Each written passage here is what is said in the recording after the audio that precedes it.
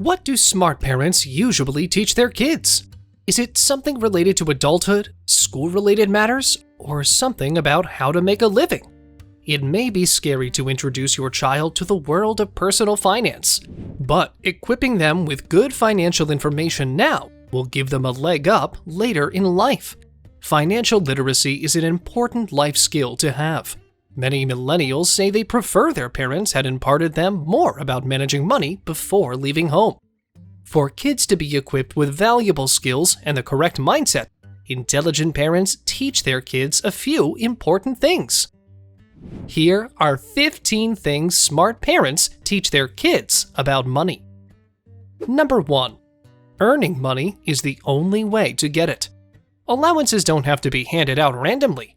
Parents can structure them to be earned through completing housework and other duties. The issue with being handed cash is that there is no mechanism for earning it. Focus on the individual child. Parents need to be clear about the connection between money and tasks when they hand it over. Number 2. Looking through the source of the cash. Making money isn't always easy to understand, and that's especially true for kids. Young children typically engage in role-playing activities, in which they run their own stores or fake enterprises. But they may not fully grasp that adults work to make a living. Help them to realize that money doesn't just materialize out of thin air. You just can't go out and buy more anytime you choose. One good way to teach your kids valuable lessons about financial responsibility is to allow them to accompany you on going to the bank whenever you make deposits or withdrawals. This way, your children will understand that money isn't something you just pick up in the street or is handed to you by someone. Number 3. Knowing the 3 most important financial aspects. Take some time to talk to your kids about saving, spending, and giving before their weekly allowance starts burning a crevice in their wallet. Help with basic math operations may be needed to decide how much money to allocate to each group of children in elementary school and younger. Teens and preteens can use their knowledge of percentages to help them figure out how much money they'll need to allocate to each option. Number 4. Saving money in a glass jar. Although the piggy bank is an excellent concept, it fails to provide children with a concrete example of how their money will be used. Having the money visible in a transparent jar encourages people to contribute more. They had $1 and 5 dimes yesterday. These folks are rolling in $1, 5 dimes, and a quarter today. Let them know you're thinking this through alongside them and that you're excited about its progress. Number 5. Do something useful with their money. Encourage your child to set savings goals or think about starting a family savings project so that everyone can take part in preparing for the future as much as they do. The purpose of this is for the immediate gratification of their wants and needs. A portion of their stipend could be set aside for school supplies, extracurricular activities, and transportation. Teach kids the importance of learning how much things cost as they grow into responsible adults. Number 6. Kids who spend all their allowance shouldn't be given more. However challenging it may be, you'll be missing out on a valuable learning opportunity if you give in to their every demand. Keep your cool and remember that even if your kid doesn't like you right now, the lesson you're teaching them will serve them well down the road. Number 7. Learn to be happy with what they have. Happiness originates within oneself. Convince your children that, while it may not be the shiniest vehicle on the street, their secondhand car can still get them where they need to go. To top it all off, you don't have to drain your finances to celebrate a major birthday in style. Number 8. The importance of money matters. Creating a monthly budget may be too much for younger children to handle. Still, older children can benefit from seeing the process from start to finish. This applies true if you're trying to control your impulse purchases. Place them in control of the shopping list and calculator to help you stick to your grocery budget. Give them an idea of the spending limit. Number 9. The opportunity to make some earnings. Many children feel fully grown up once they receive their first stipend. As you send them their weekly allowance, it's an excellent time to discuss how the family spends, saves, and donates its money. It's a perfect chance for parents to teach their kids about the value of hard work and money. Number 10. Avoiding unnecessary purchases.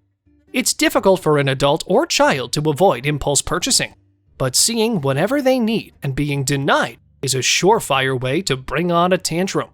Teach your youngster the value of saving up for an item versus making a rash decision to acquire it.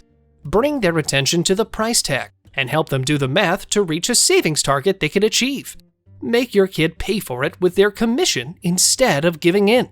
However, you should advise your child to hold off on any major purchases, anything more than $15, for at least a day. It'll still be there in the morning, and they'll have a clearer brain to make a rational financial decision. Number 11. What separates an asset from a liability? Have you ever read the Rich Dad, Poor Dad book by Robert Kiyosaki? To break it down as simply as possible, an asset generates income, whereas a liability is something that costs you money. The issue is that many people need to be aware of the things that can be considered liabilities. Liabilities include, among other things, the automobile you use to get to the store, and also the house you call home. No money is made for you, but they need to be maintained at all costs. Without much more thinking, buying a brand new iPhone, expensive clothes, your flat-screen television, and anything else you purchased in an instant are examples of liabilities.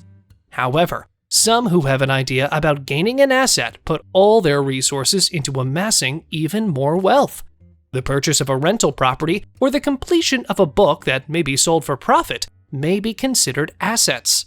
Additionally, acquiring an existing firm with promising prospects and many other similar endeavors fall into this category. Number 12.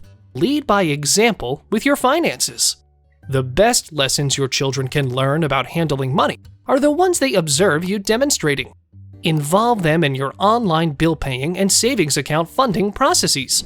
Then share your plans for achieving your financial goals. Be an example of responsible financial management. Having money discussions with your kids at their developmental level is also a good idea. Number 13. Introduction of compound interest for older children. For younger children, it's best to stick to more broad strokes when discussing investment. Although it may appear like investing is too complex for children, they actually understand more than their elders give them credit for. But discussing compound interest and putting one's money to work for oneself may light a fire in the hearts of older children that will last a lifetime. Your child may benefit from having a custodial investing account set up for them, into which you can deposit regular contributions. Number 14. Avoid taking out any debts to finance their education. Have time to sit down and discuss ways to pay for your kid's college education. It must happen before your teen even applies to college. Educate your teen that there are more viable alternatives to paying for college than taking out student loans. Explore all of your options. You could attend a local community college or an in-state school. You could take on part-time work or apply for financial aid early on, which would also be a practical option. Number 15. Warn children about the perils of using credit cards. The moment your child becomes eligible for a credit card, they will be inundated with offers, especially after they begin college. If you haven't already informed your kids about credit cards, they'll learn it the hard way. Explain to them that credit card debt is a poor decision and is another statistic. Remember that you get to choose when you teach them these lessons. Money lessons for kids need not be a source of stress for you. Make it a point to talk to your kid about money regularly.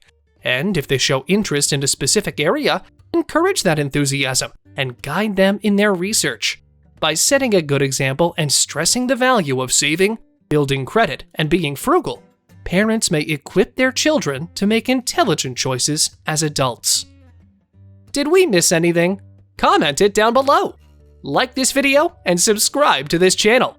Watch this informative video right here.